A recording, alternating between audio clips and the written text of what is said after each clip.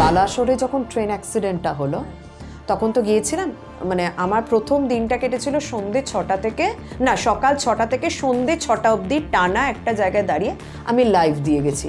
আমি যে জায়গাটায় দাঁড়িয়ে আছি আমার সামনে ট্রেনটা পুরো কেটে কেটে দেহগুলোকে বার করা হচ্ছে। আমি যেখানটা দাঁড়িয়ে আছি তার ঠিক পাশে 35 থেকে 40টা দেহ পরপর রাখা আছে। এটা তুমি দেখছো 35 থেকে 40টা, কিন্তু ওটা রোটেশন হচ্ছে।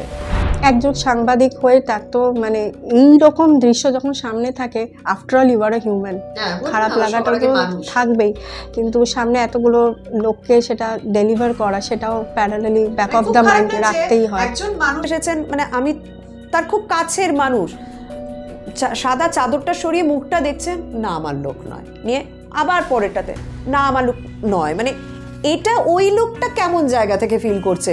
সে যখনই একটা চাদর সরাচ্ছে সে ভাবছে হয়তো এটা আমারই, সাময়িক স্বস্তি, আবার পরে এটা আমার। যখন দেখলো না ওই 35-এর মধ্যে তার নেই, তার কোথাও গিয়ে একটা মনে আশা আছে হয়তো আমার মানুষটা বেঁচে আছে, আমার মানুষটা হয়তো হাসপাতালে আছে, অসুস্থ আহত অবস্থায় আছে, আমি হয়তো সেখানে গিয়ে তাকে জীবিত অবস্থায় পাবো। আর সাংবাদিকরা অনেকে অসুস্থ হয়ে পড়েছেন, আমার যিনি চিত্র সাংবাদিক ছিলেন তিনি অসুস্থ হয়ে পড়েছেন, উনি ক্যামেরা দাঁড় করিয়ে পাশে গিয়ে একটুখানি রেস্ট নিচ্ছেন। ওই অবস্থাতেও আমাদের কাজ করতে হচ্ছে, শুধুমাত্র তো নিজেদের জন্য নয়, শুধুমাত্র টিআরপির জন্য নয়, যে কথাটা অনেক সময় বলা হয় আমরা টিআরপির জন্য কাজ করি, টিআরপির জন্য তো নয়, আমরা আমাদের কাজটাকে ভালোবাসি এবং আপনারা যেটা দেখতে চান সেটাই আমরা দেখাই।